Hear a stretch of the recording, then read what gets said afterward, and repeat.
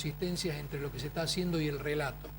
Pero me parece que es más sano ir trabajando sobre el acomodamiento de ciertas variables macroeconómicas generales, porque eso da otro marco de sustentabilidad al funcionamiento de la economía, que estar permanentemente señalando las deficiencias discursivas, que me parece que pasan por un terreno diferente a la responsabilidad que los agentes económicos y sociales les cabe, y a la dirigencia en general, también a la dirigencia política, para no hacer en muchos casos leña del árbol caído. Me parece que esa prudencia, sin dejar de que esto implica comerse el caramelito que eventualmente quieren plantear, pero sí abocarnos a decir que se ha avanzado en muchos frentes de manera simultánea. Se avanzó en la política monetaria, se avanzó también en algunos aspectos de la política fiscal, se avanzó en algunos componentes vinculados principalmente a el sinceramiento de la credibilidad de los indicadores del INDEC, se avanzó casi en varios frentes en un periodo de tiempo muy corto, y eso obviamente está haciendo crujir ciertas funcionamiento integral. Tenemos que de algún modo prepararnos para turbulencias tal vez más marcadas que las que están ahora, quiere Dios que no, poner paños fríos también en la conflictividad social y en la conflictividad ya cívica, porque ni siquiera es una conflictividad tradicional, gremial o social, es una conflictividad cívica, porque lo que estamos viendo ahora son espasmos, digamos, de manifestaciones que sospecho que están de algún modo canalizando otro tipo de procesos mucho más complejos. Y me parece que sobre eso tampoco hay que hacer un uso oportunista de la situación. Es muy difícil porque los mismos actores que nos hemos permitido que la cosa llegara hasta aquí somos los que tenemos que tener la prudencia y la sabiduría cívica de tratar de resolverlo. Ojalá se pueda y ojalá podamos. Ahora, vos, Manuel, planteabas, digamos, se han tomado medidas que van conducentes con respecto a modificaciones del relato, del modelo, o como se lo quiera llamar. Ahora, ¿esas modificaciones son suficientes teniendo en cuenta lo que marcaba precisamente Horacio, niveles de inflación de 35-40%? No sé si son suficientes, son mejores que la que no haber hecho nada y haber seguido activando la bomba que podría haberse resuelto con crisis mucho más marcadas. Nuestro país está acostumbrado a... Te cambio la pregunta, ¿qué más hay que hacer? Bueno, en primer lugar, digamos, aquello que se empezó a hacer probablemente tampoco se hizo del mejor modo y con un shock de confianza que hace más creíbles las medidas. Lo que sí me parece que hay que mantener cierta consistencia, por ejemplo, en cuanto a la emisión monetaria, si se sigue manteniendo, digamos, una emisión monetaria por debajo de lo que es, digamos, lo que venía acostumbrado el gobierno nacional, eso para una de las causas del fenómeno inflacionario. Pero como ajustaste anteriormente a través de devaluación la paridad del tipo de cambio, vas a tener remesones. Lo peor que podría pasar es que quienes analizan que la inflación estaba solamente atada a la masa de dinero existente en la economía, tengan elementos ahora para decir, ¿se dan cuenta que bajamos el nivel de emisión monetaria? Pasamos del 40 al 16 y estamos teniendo inflación más alta que la que teníamos antes y encima ahora la estamos midiendo correctamente. Por lo tanto, esto es un problema de otra índole y vuelta de nuevo a la maquinita, cuando a lo mejor hoy el proceso que se está viviendo de inflación obedece a otra causa generado en lo que es la modificación de los precios producto de la devaluación. Claro, pero fíjense una cosa, que precisamente el haber frenado la maquinita implicó concretamente la restricción, por lo menos que se enfriara la economía. Al enfriarse la economía, caemos en lo que dice Horacio. Es decir, lo que pasa el consumo se frena, empiezan a cerrarse los negocios, el desempleo...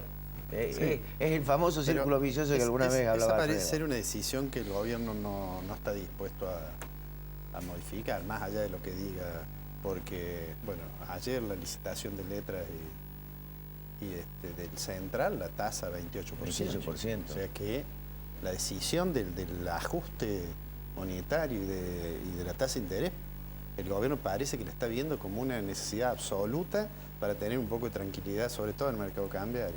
Y ese, Alfredo, es otro de los grandes problemas de los sectores, no solo del comercial, de todos los sectores, que la falta de acceso al crédito. Claro. Hoy con esas tasas de colocación de letra, salís al mercado real en la provincia. Menos del 36 no paga. No existe. Cuando vas a gasto administrativo el 40%, Ricardo. Entonces, cualquier índice que hablemos estamos por arriba de las paritarias. Claro. Entonces, sí, es un panorama difícil, ¿no? No, y además, por ejemplo, recién Marcelo Capello señalaba que hay una transición esperando los 3 puentes. Sí.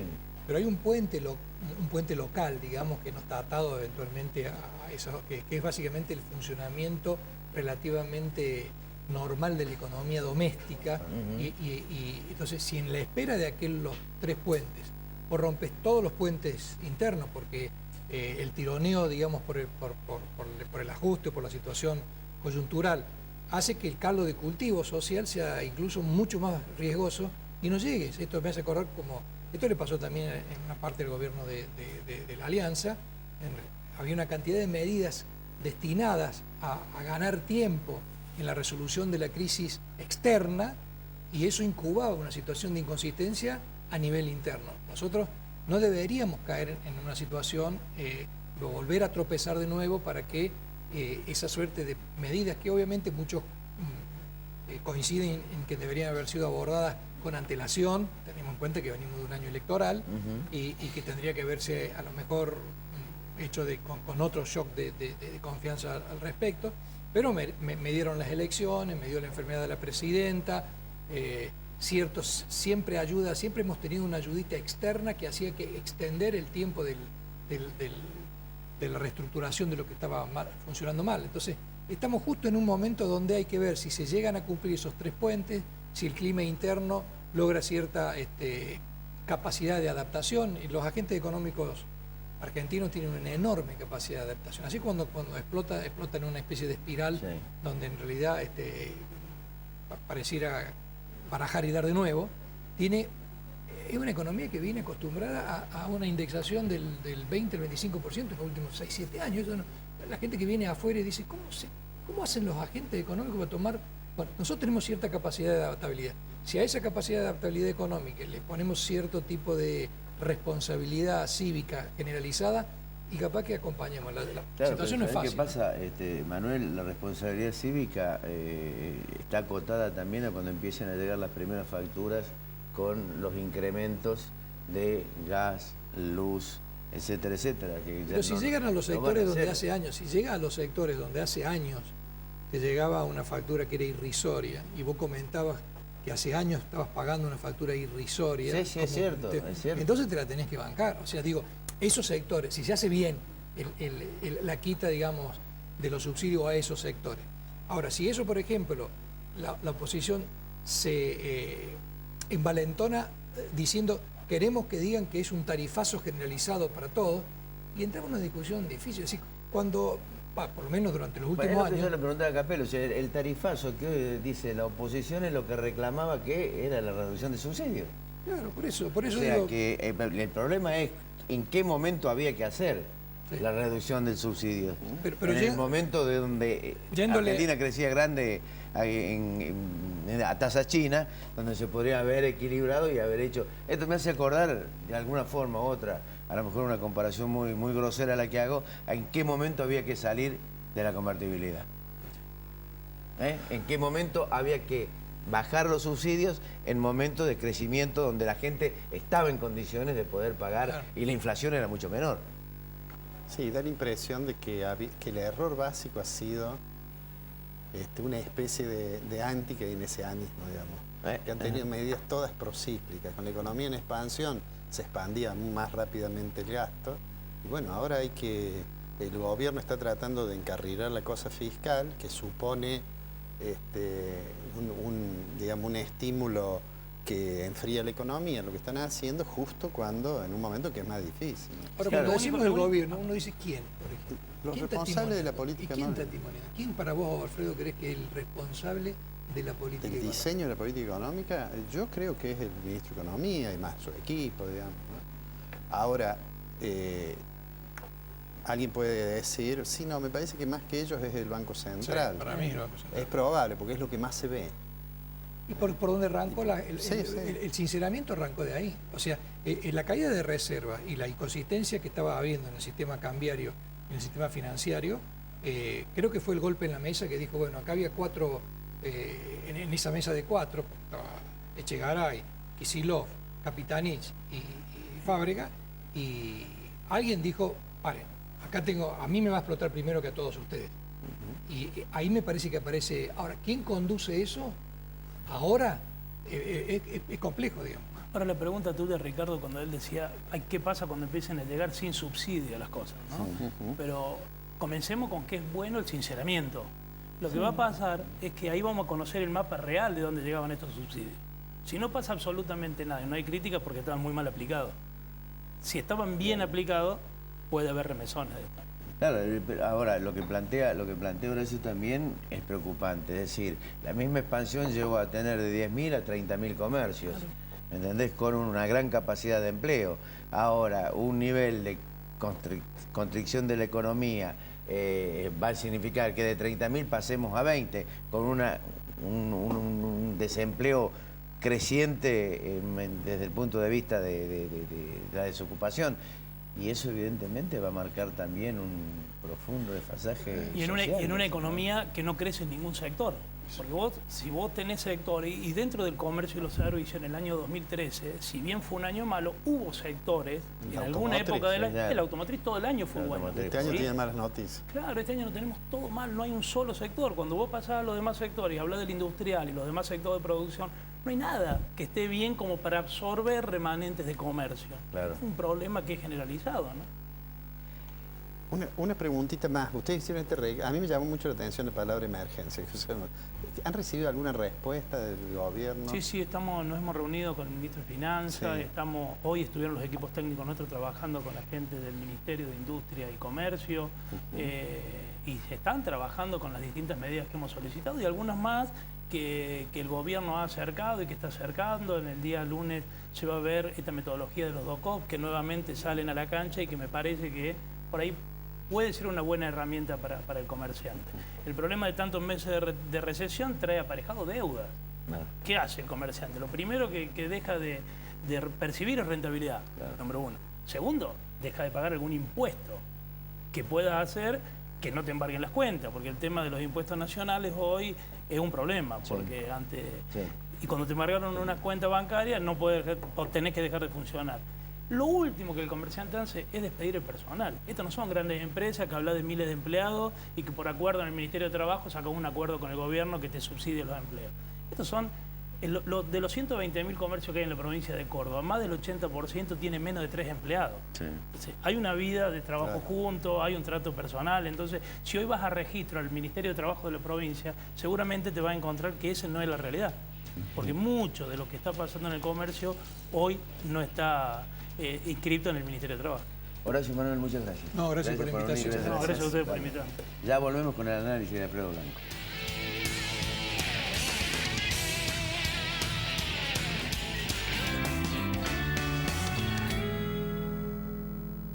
SIAFA, Sistema de Autorización y Provisión de Medicamentos Oncológicos.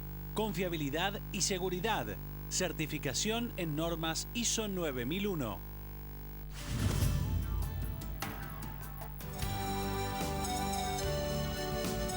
Hace 31 años, en agosto, fundamos Cooperativa Horizonte.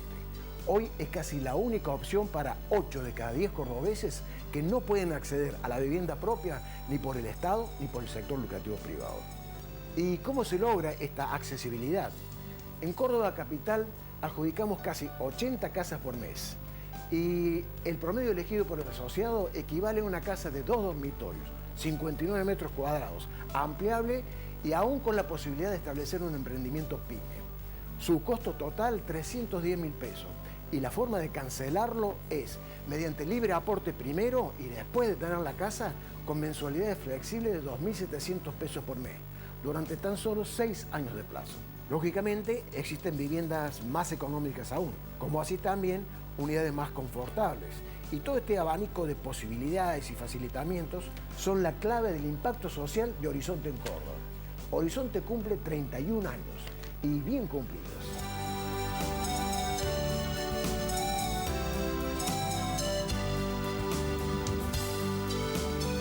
Restaurante y Marisquería Anastasia. ¿Necesitas festejar? Pensá en el Arrabal. Belgrano 899. Reservas 460-2990. Uriel Gacero, fisioterapeuta, kinesiólogo.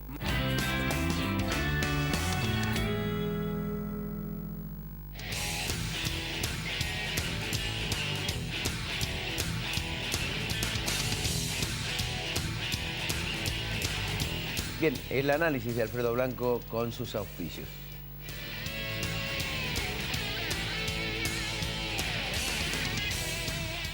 Colector, junto a Rentas, trabajando por el futuro de los cordobeses. La calidad, nuestra pasión. La satisfacción del cliente, nuestra obsesión. En Fabicur Ixa hacemos la vida más segura. www.fabicur.com.ar. Marco Aurelio Sosa, 53 años liderando en caños de acero. www.marcoaureliososa.com.ar. Defensor de los derechos de las niñas, niños y adolescentes de la provincia de Córdoba. República de Chile sin número, Parque Sarmiento, Córdoba. Teléfono 0351 598 7620 al 25.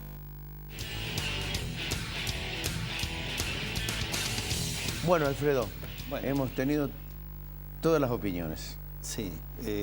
A ver, tratando de ordenar mi comentario y tomando algunas de las cuestiones que hemos escuchado interesantes, hay un punto muy interesante que dijo Marcelo Capello respecto que dice, tenemos muchos problemas económicos. Me parece que a pesar de que son problemas complicados, tenemos la cuestión social que parece más... más conflictiva. Sí, más alarmante. Más alarmante. Y uno podría hacer una vinculación entre que si no se resuelve adecuadamente las cuestiones económicas, en un clima en que haya un mayor nivel de conflictividad, la cuestión va a ser más compleja aún, ¿no? Parecería, yo decía recién, y fuera de cámara le preguntaba a Manuel San Pedro, que él comentó que hay como un poco más de credibilidad en el índice de precios, entonces yo le preguntaba que si esa credibilidad se asentaba en que había más confianza en la metodología o que había la intuición de que estaba más cerca de la realidad, que es como hasta ahora se viene viendo, ¿no? Sí. La mayoría de los analistas dicen, bueno, dio más o menos parecido, y bueno, este mes va a ser un mes muy importante desde ese punto de vista, claro.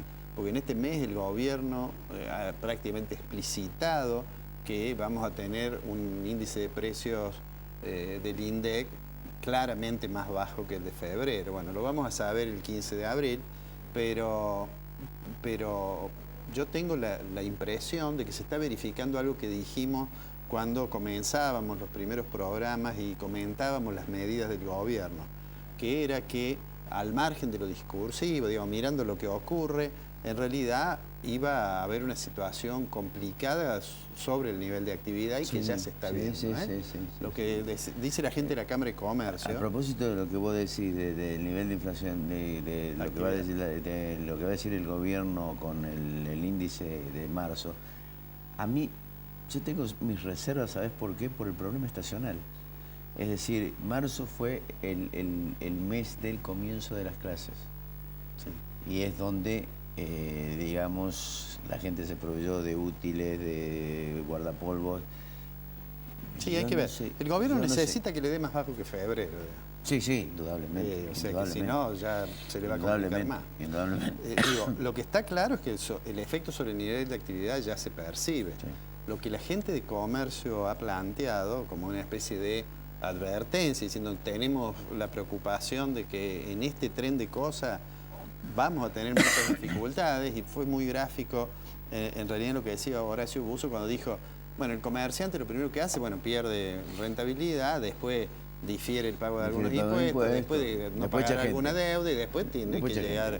Y a mí parece que este es una muestra de que vamos a tener, sin lugar a dudas, por supuesto esto es opinable, hay algunos economistas que creen de que no vamos a tener caída del nivel de actividad, pero yo creo que... Bueno, Jorge Ingaramo en el almuerzo, desayuno de punto a punto, dijo que marzo, que era el último mes, era el último mes y a partir de ahí despegaba la economía. Bueno, pero digamos, son opiniones, pero lo que creo que el gobierno por ahora se mantiene firme en decir que si las decisiones que tomó en materia monetaria y de tasa de interés le permitieron decir que había controlado un poco una situación cambiaria que en un momento dado amenazó con desbordarlo, y vino la devaluación y demás. Me parece que eso lo ratifica porque, bueno, de nuevo esta semana el Central ha puesto una tasa alta y como se comentó acá, hay una decisión de que la base monetaria no se expanda a los niveles que se ahí venía quería expandiendo. llegar. Y ahí quiero preguntarte concretamente, porque me parece que es el centro del futuro del modelo económico o de las decisiones económicas del gobierno nacional. El Banco Central se va a convertir en el eje fundamental de todo esto. Bueno, hasta ahora es lo que me preguntaba Manuel, que me dice, bueno, ¿quién maneja la política económica? Diciendo, bueno, hasta ahora parece ser que el Central es el que tomó las decisiones. Bien. Y hay, digamos, fueron las decisiones, digamos, de urgencia allí, y el gobierno ahora está tratando de ver qué puede hacer por el lado fiscal que no había Ahora, hecho. te pregunto para el televidente, el que nos está mirando. Si baja la emisión monetaria del 40 al 16%, ese 24% tiene un impacto en la distribución de dinero. Sí, sí, sí. Esa distribución de dinero que desaparece del bolsillo de la gente. Si desaparece del bolsillo de la gente, desaparece del consumo. Si se desaparece del consumo, se provoca lo que decía Busso. Y si desaparece del consumo, también puede provocar la caída del nivel de inflación también. Porque la gente no consume, o si no, se provoca lo otro. A veces las relaciones funcionales en la economía no son tan lineales, ¿no es cierto? Por eso te pregunto. Entonces uno dice, lo que está claro que la decisión que se tomó en materia monetaria, en materia de tasa de interés, tiene un costo a nivel de actividad. Claro. El gobierno intentará seguramente tomar decisiones que minimizar el costo, minimizar ese costo. Sí. Porque, digamos, si el gobierno siguiera con una expansión fiscal muy alta y con restricción monetaria, subiendo la tasa de interés hasta el nivel que hiciera falta, probablemente en el mercado cambiario no pasaría nada, pero obviamente la economía sufriría porque ahí se asentaría todo el ajuste sobre el sector privado. Ahora, si, como se comentó acá, se avanza en la cuestión fiscal de manera más o menos razonable y prudente además, porque no se puede pensar que se van a sacar todos los subsidios que existen, pero sería además una torpeza política, pero digo, si eso ocurre, bueno, el gobierno tendrá que ir viendo, porque esto además va a generar, creo yo, en algún momento problemas en el mercado de trabajo, y eso implica aumentar la conflictividad laboral, pero me parece que tendrá que ir monitoreando eso. Hasta ahora, como dijo Manuel Sampedro, parecería que hay uno que dijo, bueno, yo voy a tomar estas medidas, que es el presidente del Central, y bueno, y faltaría ver cómo se complementa eso. Ahora, aún con esas medidas, si uno hoy mira la evolución de las reservas, bueno, las reservas están en 27.000 millones o un poquito menos. Claramente, a pesar de todas las medidas tomadas, bueno, no se recuperan. ¿Qué es lo que se podría esperar? Lo hemos dicho muchas veces, que hacia fines de mes, que empiecen a liquidarse los dólares de la cosecha, mejore. ¿Qué tanto? Bueno, habrá que ver cómo es esa liquidación. Yo pienso que van a mejorar las reservas. Sí.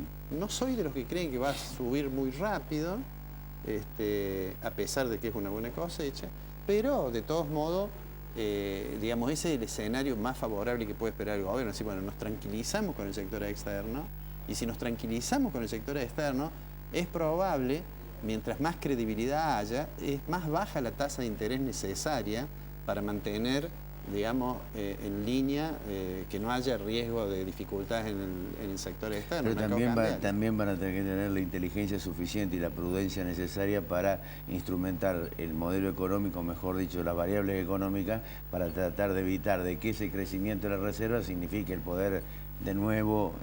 No, bueno, si las reservas empiezan a crecer, obviamente van a tener que, si la idea es mantener un determinado nivel de contracción monetaria, van a tener que esterilizar dinero vía ley. Fíjate que hace tiempo atrás estábamos hablando del dólar blue y del dólar. Hoy estamos hablando concretamente del manejo que hace el Banco Central de la emisión monetaria, ¿no? Como van cambiando. Nos hemos olvidado del dólar. Bueno, lo que pasa es que las decisiones monetarias calmaron eso. Ahora, la calmaron con un costo que todavía hay que ver cuál es la magnitud que tiene en términos de nivel de actividad. ¿Nos encontramos el sábado? Nos vemos el sábado. Chao, que tenga buen fin de semana.